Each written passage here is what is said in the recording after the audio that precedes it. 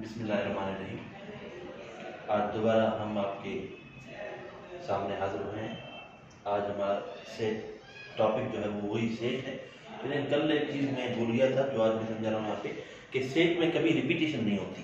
कल मैंने नहीं बताया था, मुझे याद नहीं था, लेकिन याद रखें कल सेट में कभी भी आप रिपीटेशन नहीं कर सकते। फॉर एग्जाम्पल 1 2 3 1, ये कभी सेट नहीं होगा क्योंकि इसमें रिपीटेशन है, 1 रिपीट हो रही है। तो ये चीज़ याद रखें। उसके बाद हमारे पास नोटेशन। सेट को हम 3 तरीकों से लिख सकते हैं, 3 तरीकों से। Notation if a b c are the element of set A, उसको हम मैथमेटिकली इस तरह लिखेंगे और इस तरीके के लिखने को हम कहते हैं टेबुलर फॉर्म। ये सेट का जो है वो रिप्रेजेंट करने का तरीका है इन टेबुलर फॉर्म कि आप डायरेक्ट एलिमेंट लिखें।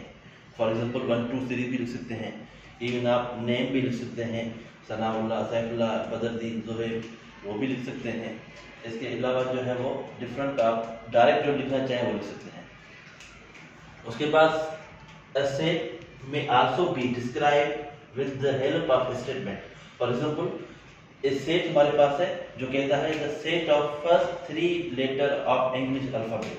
अगर कोई स्टेटमेंट आ जाए तो ऐसे सेट को हम कहते हैं डिस्क्रिप्टिव फॉर्म। जैसे ये आ गया, फॉर एग्जाम्पल अगर मैं दूसरा कोई नाम दूं तो वो सेट जो set of names start with S, ऐसे सेट को भी हम डिस्क्रिप्टिव फॉर्म कहते हैं। Another way of to specify a set A where element possess a certain property. For example, A x such that x is an odd integer। ऐसे set को हम कहते हैं सेट बिल्डर फॉर्म। ठीक है, इसको हम पढ़ेंगे। A set contains x such that x is an odd integer। जो सारे ऑड इंटीजर है वो इस सेट में मौजूद होंगे। फॉर एग्जांपल अगर मैं दूसरा कोई लिखूं कि इसका एग्जांपल दो a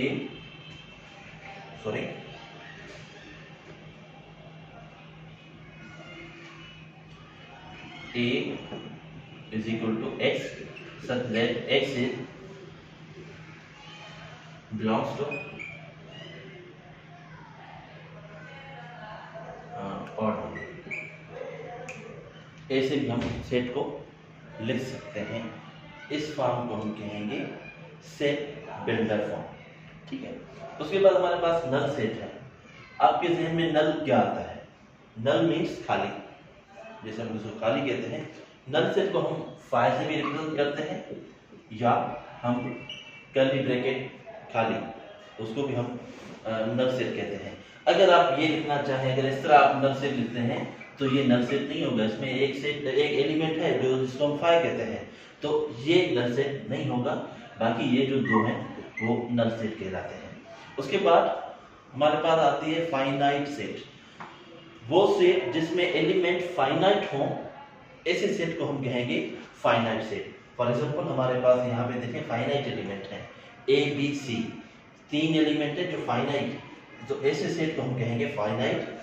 अब ये देखें, इसमें देखें ये भी फाइनाइट सेट है क्योंकि first 3 alphabet of English alphabet, तो ये भी आपके पास फाइनाइट सेट है। और इसको देखें x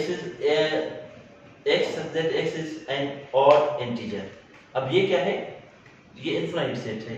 ये कहता है कि सारे ऑड इंटीजर्स बहुत ज्यादा है, हम काउंट नहीं कर सकते, तो ऐसे सेट को हम कहेंगे इनफाइनाइट सेट। फॉर एग्जांपल अगर मैं यहाँ पे लिखना चाहूँ तो b is equal to 1 2 3, for example c is equal to a b c, ऐसे सेट को हम कहेंगे फाइनाइट सेट।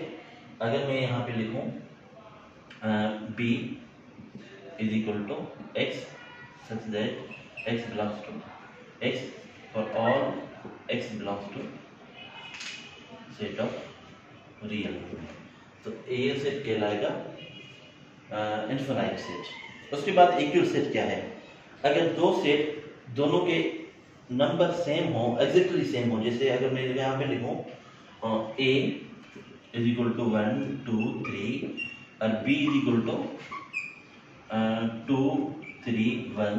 तो ये सेट क्या हो गया, इक्वल सेट होगा, क्योंकि यहाँ पे नंबर भी सेम है, 1 2 3 है, वहां पे 2 3 1 है। ऑर्डर आगे पीछे हो सकता है, लेकिन ये सेट कहलाएंगे इक्वल सेट। और इक्विवेलेंट सेट क्या है, अब ये जो दोनों सेट है ये इक्विवेलेंट भी कहलाते हैं, क्योंकि नंबर ऑफ एलिमेंट क्या है इनके, दोनों के 3 है। इक्विवेलेंट में हमें देखना होता है कि नंबर ऑफ एलिमेंट कितने हैं, और इक्वल में देखना है कि एग्जैक्टली सेम नंबर दोनों में हो। फॉर एग्जांपल अगर इक्विवेलेंट का मैं आपको एग्जांपल दूं इसके अलावा, तो सपोज कर हमारे पास एक ए सेट है जिसके एलिमेंट है 1 2 3, और बी सेट है जिसके एलिमेंट है ए बी सी, और डी एक एलिमेंट है, सॉरी बस ए बी। अब देखें दोनों में नंबर ऑफ एलिमेंट क्या है, सेम है, 3 है। तो ऐसे सेट को हम कहेंगे इक्विवेलेंट सेट। और इक्विवेलेंट में क्या है कि नंबर ऑफ एलिमेंट तो सेम होंगे ही होंगे, लेकिन नंबर भी सेम हो। और इक्विवेलेंट में क्या है कि एलिमेंट भले सेम ना हो, लेकिन नंबर ऑफ एलिमेंट सेम हो। Thank you so much. अगले लेक्चर में इंशाल्लाह फिर आप, थैंक यू।